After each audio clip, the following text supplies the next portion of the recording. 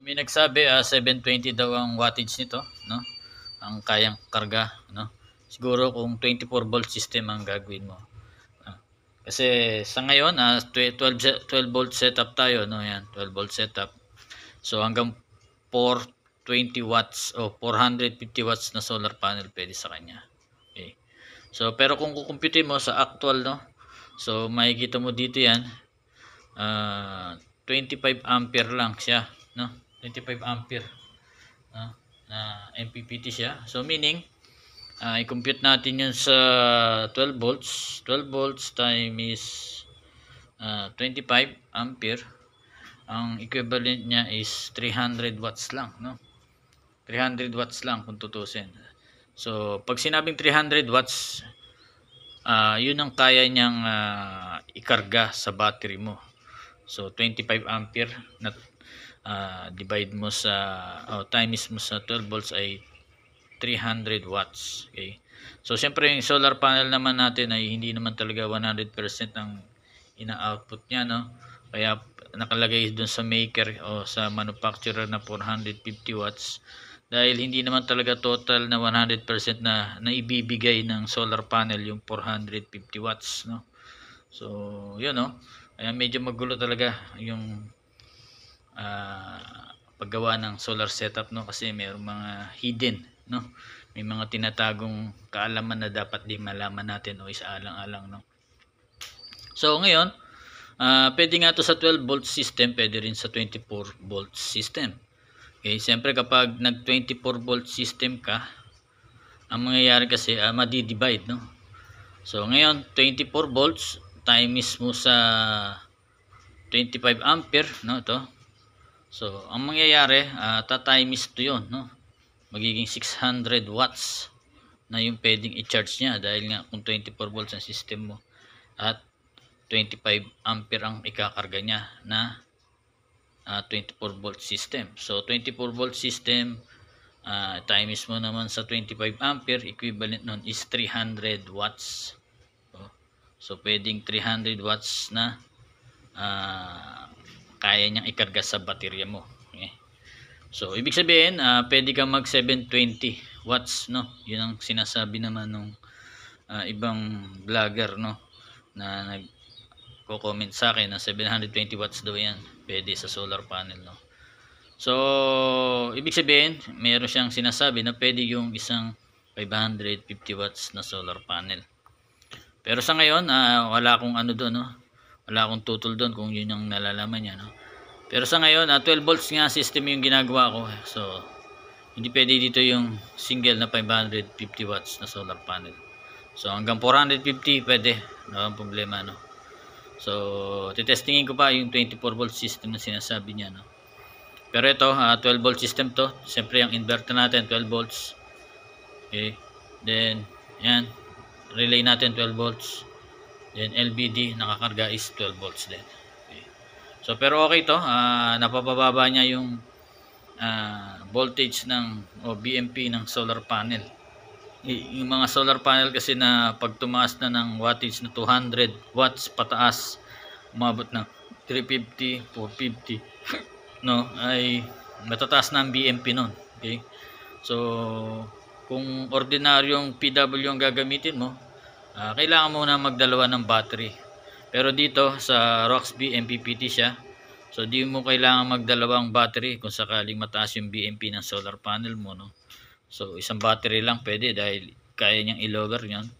Then yung voltage na excess ay pwede niyang i-convert as current, no? Yun, ganun. So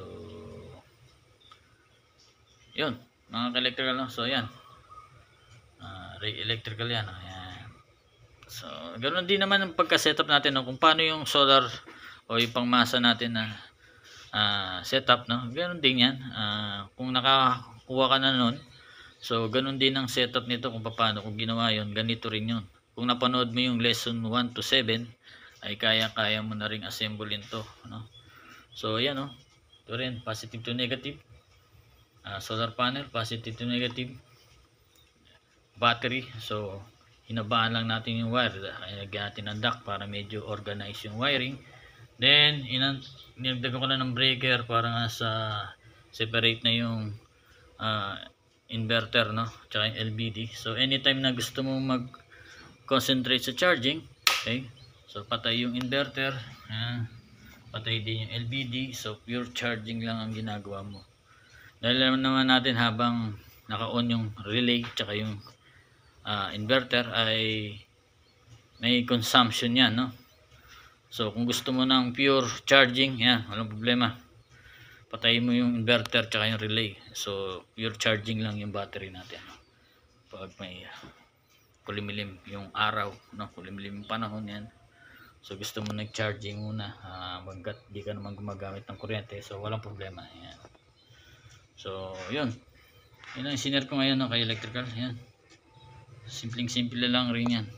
Okay, so pwede kayo mag-comment ano yung mga dapat nating ayusin pa rito, no? So pero tinesting ko na to, 200 watts solar panel yung nilagay ko rito, no. Then yun, ang BMP ng 200 watt solar panel ko dito ay maabot ng 19 point something, no. So pero sa nakalagay doon sa marking niya, China lang rin yun, 200 watts. Nalimutan ko itatak 18, no, 18. Pero pag in-actual mo, tinest ko ng open circuit, no, 21, maabot ng 21 siya pag open circuit. Then kapag nilagay ko na sa sa system ay 19. So pag tirik ang araw, tumataas pa.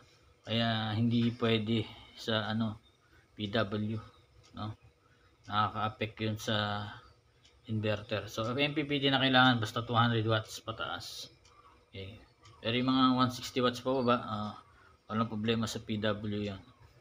So ito, ayan, 1000 watts pure sine wave, no. Okay. So ayan. So kagandahan lang rin itong na to ng MPPT na to ay may sarili siyang blower mag-overheat yan. Siguro 45 centigrade din to, katulad ditong isa, no. After 45 centigrade magbo-blow na yung inverter niya, yung blower niya, no. Pag tirik ang araw lang naman umiikot yan. Pag yung sobrang lakas na ng wattage yung pumapasok sa kanya, siyempre mag-iinit yung body, then kailangan niya magbawas ng init. So ito, pahigop yan, then dito lalabas sa baba. Compare dito, ito naman is mula rito papasok dito yung hangin, then pagpuga naman yung blower.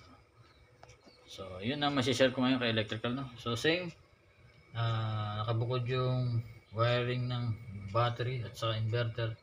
Then ito yung solar panel natin. Okay, so kung interesado ka sa mga ganitong content, so consider na mag-subscribe ka dyan, then click ang notification bell para updated ka sa mga video kung darating, no? So meron tayong tutorial dyan, lesson 1 to 7, then tingin mo rin yung mga ibang video ko dyan na mahaba, no? Yan. So thank you, God bless.